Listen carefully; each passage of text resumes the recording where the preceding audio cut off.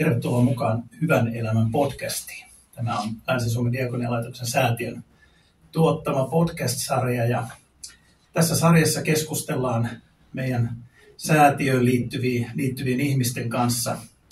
Kuka on sitten hallinnossa, kuka työntekijänä eri puolilla tai johtotasolla tässä talossa. Niin käydään vähän läpi ja tullaan tutuiksi tämän podcast-sarjan myötä. Ja tänään mulla onkin mielenkiintoinen vieras. Mulla on meidän hallintoneuvoston puheenjohtaja arkkipiispa Tapio Luoma. Tervetuloa. Kiitos kovasti.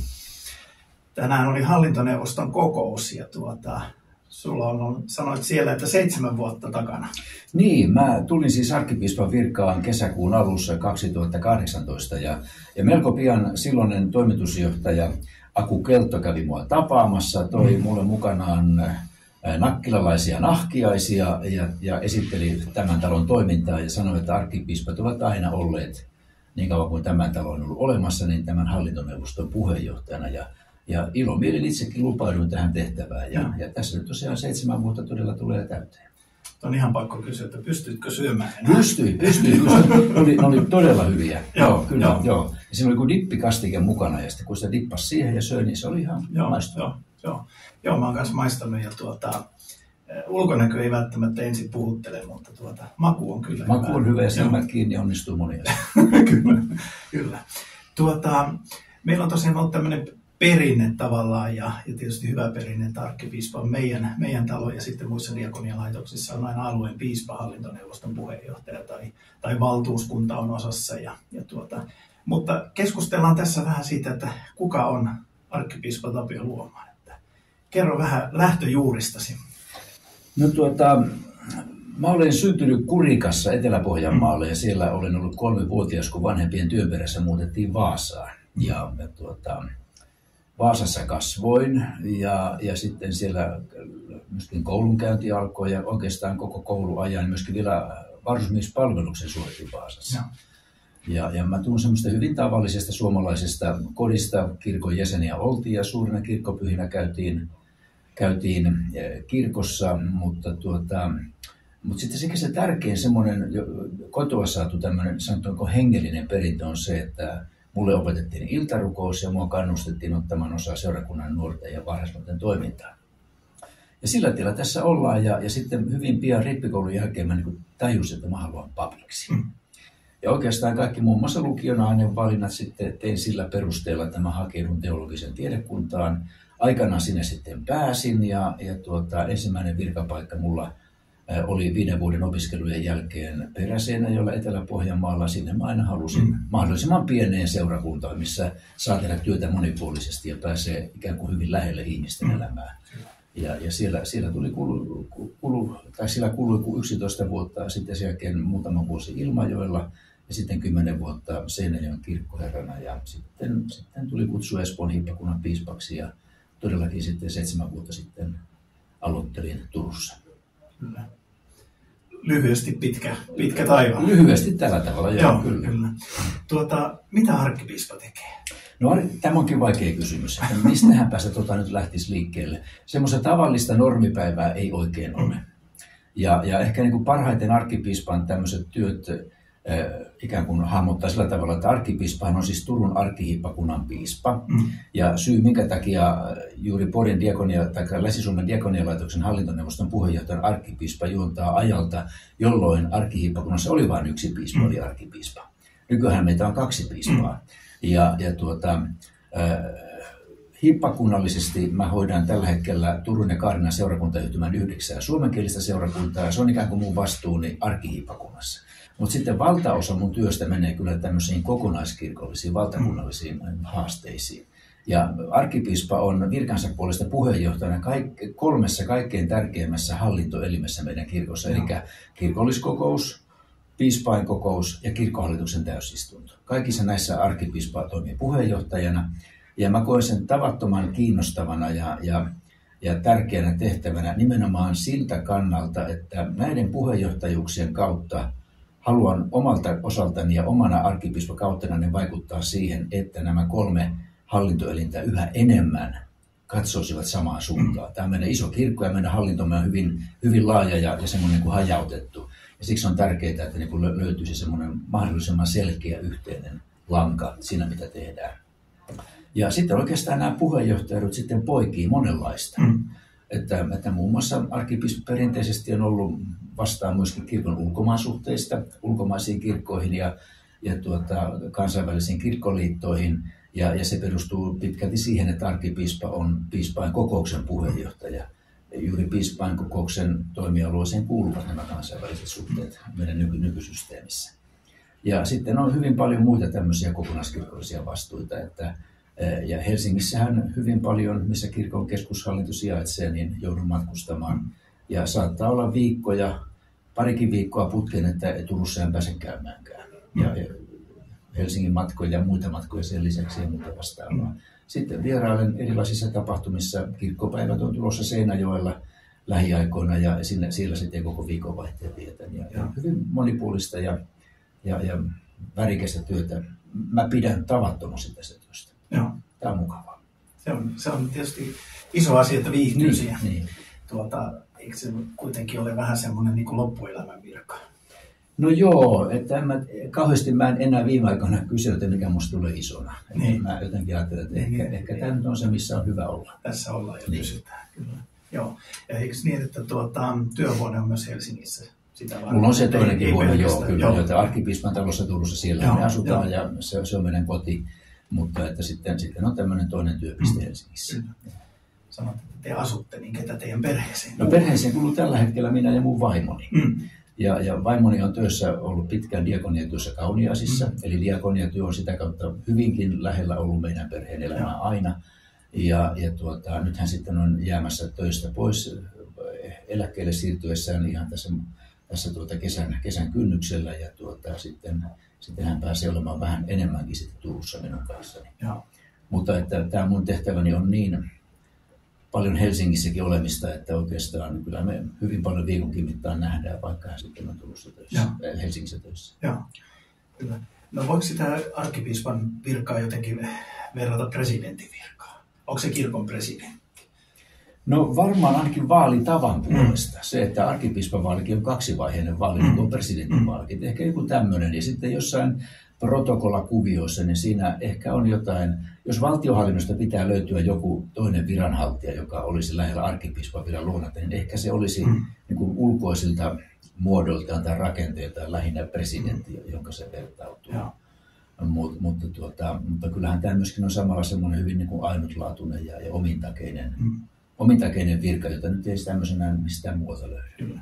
Ei ole kuitenkaan esimiesasemaa muihin piispoihin. No ei sitä ei ole. Monethan luulee, että arkkipiispa on tavallaan muiden piispojen pomo, mutta ei ollenkaan, vaan että kirkon vanhaan perinteeseen kuuluu, että jokainen piispa on niin kuin suvereeni omalla alueellaan, omalla tontillaan.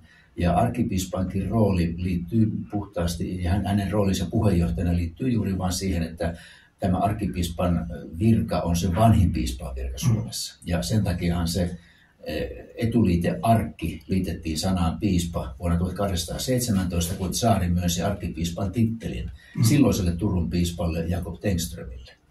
Eli tavallaan kun Suomi ei enää ollut osa Ruotsia, jossa meidän arkkipiispa aikaisemmin oli ollut, niin oli sitten ajankohtaista, että Suomikin saa oman arkkipiispan ja tämä on ikään kuin tämän viran historia. Itse asiassa se virka, jota nyt hoidan, on siis se virka, johon aikanaan Pyhä Henrik astui 1200-luvulla. Ja mä olen siinä järjestyksessä 55. piispa.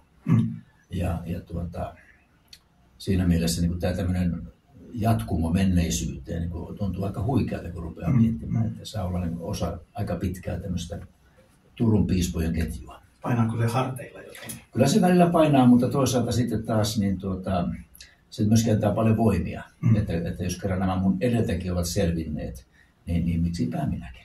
Kyllä.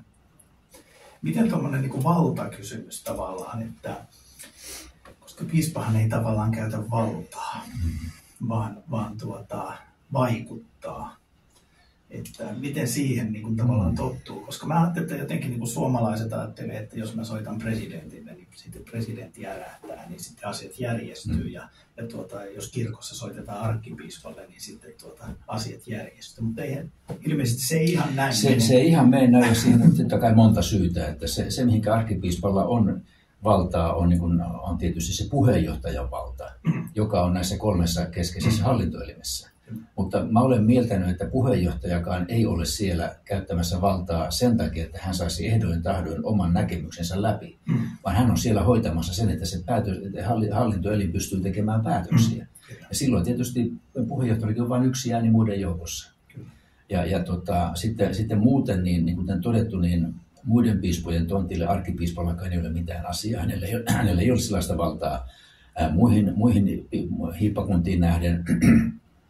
Ja sitten taas mitä tulee seurakuntiin, niin sekin on aika rajattua, mitä piispa voi ikään kuin seurakunnassa tehdä. Että seurakunnilla on hyvin laaja itsehallinto ja he voivat päättää pitkälti itsenäisesti omista asioistaan. Ja silloin se piispan valta on ennen kaikkea tämmöistä, totta kai se on sananvaltaa ja totta kai se on omalla tavalla myös hallinnollista valtaa yhteistyössä tuomiokapitulin kanssa silloin, kun laki antaa siihen mahdollisuuden.